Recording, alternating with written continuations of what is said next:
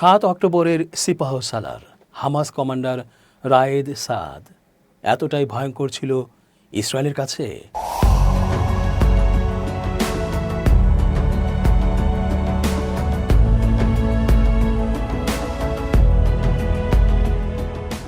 আসসালামু আলাইকুম প্রিয় দর্শক, আমন্ত্রণ আজকের আলোচনায়। চেঞ্জ টিভির আন্তর্জাতিক চোখ অনুষ্ঠানে জি রতন স্বাগত জানাচ্ছি।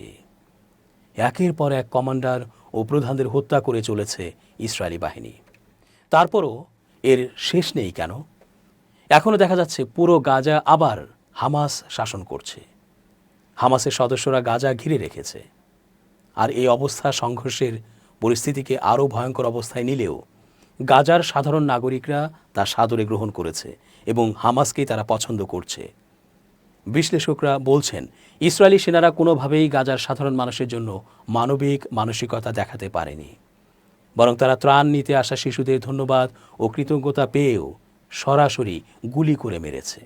গর্ভবতী নারীকে লাথি দিয়ে ও হামলা চালিয়ে হত্যা করছে। হাসপাতাল, স্কুল কোনো কিছুতেই তাদের মায়া নেই। তাদেরই হামলায় আহত ও নিহত মানুষগুলোর উপর তারা আবারও নির্মমভাবে হামলা করছে। ত্রাণ প্রবেশ করতে না দিয়ে ইচ্ছাকৃতভাবে দুর্ভিক্ষে মারছে। তাই ইসরায়েলি বাহিনী কখনোই কোনোভাবেই গাজার মানুষের সমর্থন পাবে না, এটা হতেই পারে না। সম্প্রতি হামাস কমান্ডার রায়েদ সাদকে সুনিপুণ টার্গেট করে হত্যা করেছে, যেমনটি তারা আগেও প্রায় সব ক্ষেত্রেই এটা পেরেছে। তবে হামাসকে নিশ্চিহ্ন করা অসম্ভব। এই যুদ্ধ তাই কোনোদিনও থামার নয়। শনিবার 13 ডিসেম্বর ইসরায়েল দাবি করেছে যে তারা গাজা সিটিতে বিমান হামলা চালিয়ে জ্যেষ্ঠ হামাস কমান্ডার রায়েদ সাদকে হত্যা করেছে। ইসরায়েলি সামরিক বাহিনীর বিবৃতি এবং ইসরায়েলি গণমাধ্যমের প্রতিবেদনের উদ্ধৃতি দিয়ে বার্তা সংস্থা রয়টার্স এ খবর জানিয়েছে। ইসরায়েলি গণমাধ্যম জানায়, গাজা সিটিতে একটি গাড়ি হামলার শিকার হয়ে সাদ নিহত হয়েছেন। তবে গাজার স্বাস্থ্য কর্তৃপক্ষ জানিয়েছে, এই হামলায় 4 জন নিহত এবং কমপক্ষে 25 জন আহত হয়েছেন। হামাসের পক্ষ থেকে তাৎক্ষণিকভাবে নিশ্চিত করা হয়নি যে নিহতদের মধ্যে সাদও রয়েছেন। এদিকে ইসরায়েলি সেনাবাহিনী জানায়, তারা হামাসের একজন জ্যেষ্ঠ কমান্ডারকে লক্ষ্য করে হামলা চালিয়েছে। তবে প্রাথমিকভাবে তার নাম বা আরও বিস্তারিত কিছু জানায়নি। অন্যদিকে একজন ইসরায়েলি প্রতিরক্ষা কর্মকর্তা পরে বলেছিলেন যে সাদই হামলার লক্ষ্যবস্তু ছিলেন এবং তাকে হামাসের অস্ত্র উৎপাদন বাহিনীর প্রধান হিসেবে বর্ণনা করেছেন। হামাস সূত্র জানিয়েছে, ইজ্জলদিন আল হাদাদের পরে গোষ্ঠীর সশস্ত্র শাখা কাসাম ব্রিগেডের সেকেন্ড ইন কমান্ডো ছিলেন এই সাদ। এছাড়া ইসরায়েলি প্রধানমন্ত্রী বেনিয়ামিন নেতানিয়াহু বলেছেন, তিনি এবং প্রতিরক্ষামন্ত্রী ইসরায়েল কার্জ এই হামলার নির্দেশ দিয়েছিলেন। নেতানিয়াহুর কার্যালয় সরাসরি সাদের মৃত্যুর বিষয়টি নিশ্চিত করেনি, তবে ইসরায়েলি গণমাধ্যম জানিয়েছে যে তাকে হত্যা করা হয়েছে। ইসরায়েলি সেনাবাহিনী পরে আরও বলেছে, শিন বেট গোয়েন্দা সংস্থার সহযোগিতায় এই হামলা চালানো হয়েছিল এবং গাজায় হামাসের অস্ত্র উৎপাদন সুবিধা লক্ষ্য করে হামলা চালানো হয়েছিল। ইউরোপীয় কাউন্সিল অন ফরেন রিলেশনসের একটি তথ্যপত্র অনুসারে হামাসের একজন জ্যেষ্ঠ নেতা সাদ ফিলিস্তিনি গোষ্ঠীর সশস্ত্র শাখা কাসাম ব্রিগেডের সামরিক কাউন্সিলের সদস্য। ইসরায়েল জানায়, সাদ গ্রুপটির অপারেশন এবং অস্ত্র উৎপাদন বিভাগের প্রধান ছিলেন এবং গাজা উপত্যকার অভ্যন্তরে হামাসের শেষ সিনিয়র নেতাদের একজন হিসেবে সক্রিয় ছিলেন। এর আগে নেতানিয়াহুর কার্যালয় থেকে দেয়া বিবৃতিতে ইসরায়েলি প্রধানমন্ত্রী সাদকে 2023 সালের 7 অক্টোবর দক্ষিণ ইসরায়েলে সংঘটিত হামাসের হামলার অন্যতম স্থপতি বলে অভিযুক্ত করেছেন, যেখানে হামাসের নেতৃত্বাধীন যোদ্ধারা প্রায় 1200 জনকে হত্যা করে এবং 251 জনকে জিম্মি করে। ইসরায়েলি পরিসংখ্যান অনুসারে হামাস সূত্র জানিয়েছে যে সাদ পূর্বে হামাসের গাজা সিটি ব্যাটালিয়নের নেতৃত্ব দিয়েছিলেন, যা গ্রুপটির অন্যতম বৃহত্তম ইউনিট। 7 অক্টোবরের হামলার পর গাজা যুদ্ধ শুরু হয়। গাজার স্বাস্থ্য কর্মকর্তাদের মতে, ইসরায়েলি সামরিক প্রতিক্রিয়ায় 70,700 জনেরও বেশি ফিলিস্তিনি নিহত হয়েছেন, যাদের বেশিরভাগই বেসামরিক নাগরিক। 2024 সালের অক্টোবর মাসের কথা, সে সময় ইসরায়েল গাজায় 1 বছরেরও বেশি সময় ধরে সিনোয়ারকে খুঁজছিল। হামাসের নেতা, যিনি 7 অক্টোবরের হামলার পরিকল্পনা করার পরপরই গাজায় লুকিয়ে যান। 61 বছর বয়সী ইয়াহিয়া সিনোয়ার বেশিরভাগ সময় গাজা উপত্যকার নিচে সুড়ঙ্গের ভেতরে লুকিয়েছিলেন। বলা হচ্ছিল, সেখানে তার সুরক্ষার জন্য কয়েকজন দেহরক্ষী এবং ইসরায়েল থেকে আটককৃত কিছু জিম্মি ছিল যাদেরকে মানব ঢাল হিসেবে ব্যবহার করা যায়। কিন্তু শেষ পর্যন্ত মনে হচ্ছে যখন তিনি দক্ষিণ গাজায় ইসরায়েলি টহলদারদের একটি দলের মুখোমুখি হন, তখন তার সাথে খুবই কম সংখ্যক দেহরক্ষী ছিল। কোনো বন্দিও সেখানে পাওয়া যায়নি। সিনোয়ার হত্যার বিস্তারিত তথ্য তখনও আসছিল। এখন পর্যন্ত এ সম্পর্কে যা যা জানা যাচ্ছে তা তুলে ধরা যায়।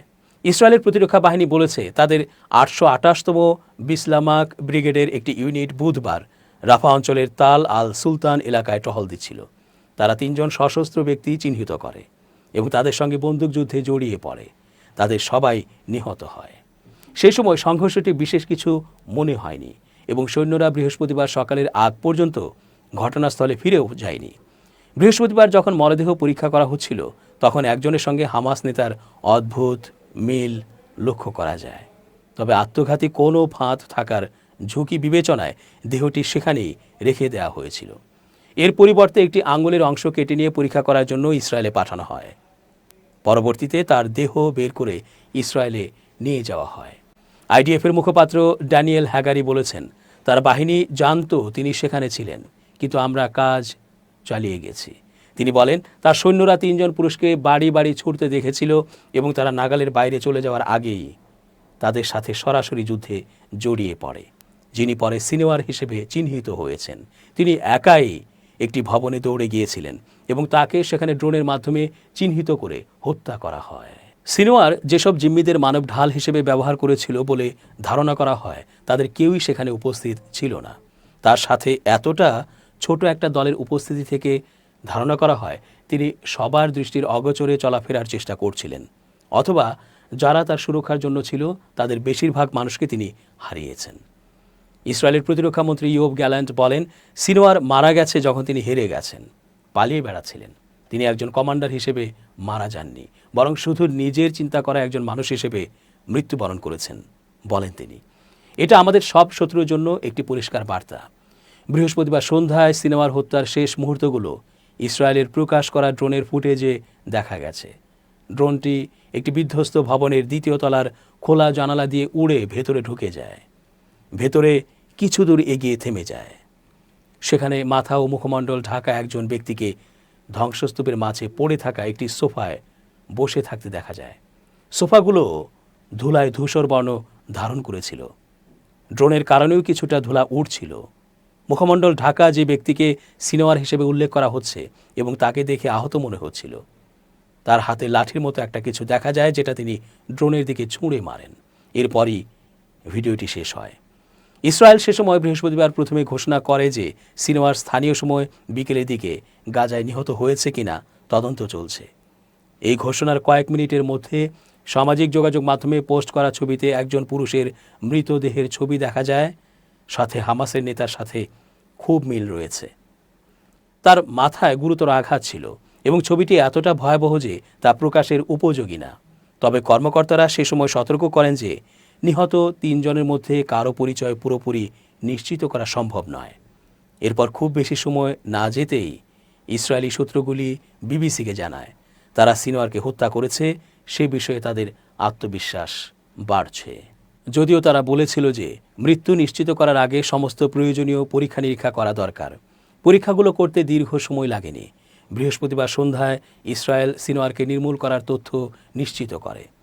ইসরায়েলি প্রধানমন্ত্রী বেনিয়ামিন নেতানিয়াহু বলেন, অশুভ শক্তি একটি আঘাতের সম্মুখীন হয়েছে, যদিও গাজা যুদ্ধ শেষ হয়নি বলে সতর্ক করেন তিনি। ইয়াহিয়া সিনোয়ার সুনির্দিষ্ট অভিযানের ভিত্তিতে নিহত না হলেও আইডিএফ জানাচ্ছে তারা বেশ কয়েক সপ্তাহ ধরে গোয়েন্দা তথ্যের ভিত্তিতে সম্ভাব্য সেসব এলাকায় কাজ করেছে যেখানে তিনি থাকতে পারেন। ইসরায়েলি বাহিনী সিনোয়ারকে দক্ষিণের শহর রাফাতে খুঁজে বের করার চেষ্টা করেছে এবং ধীরে ধীরে তার কাছে পৌঁছানোর চেষ্টা করছিল। সিনোয়ার 1 বছরেরও বেশি সময় ধরে পালিয়েছিলেন।